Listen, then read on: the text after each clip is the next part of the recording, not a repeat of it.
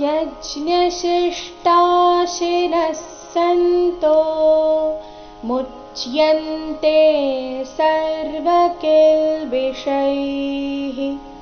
भुञ्जते ते त्वघं पापा ये पचन्त्यात्मकारणात्.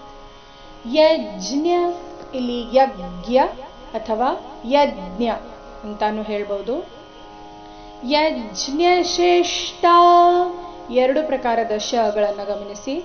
ಶಿಷ್ಟಾಶಿರಸ್ಸಂತೋ ಮುಚ್ಯಂತೆ ಆಘಾತಗಳ ಮೇಲೆ ಗಮನಿಸಿ.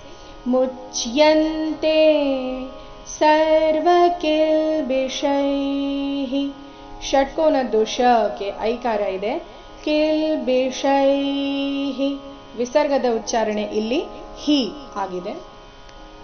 ಭುಂಜತೆ ತೇ ತ್ವಘಂ ಪಾಪಾ ಭುಂಜತೆ ಇಲ್ಲಿ ಭೂ ನಂತರ ಇರೋ ಅನುಸ್ವಾರದ ಉಚ್ಚಾರಣೆ ಚ ವರ್ಗದ ಅನುನಾಸಿಕ ಯ ರೀತಿ ಬರಬೇಕು.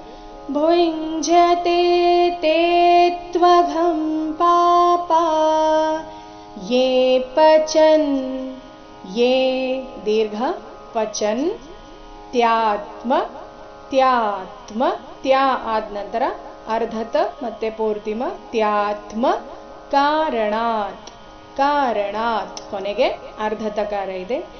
ಯೇ ಪಚಂತ್ಯಾತ್ಮ ಕಾರಣಾತ್ ಪೂರ್ತಿ ಶ್ಲೋಕ.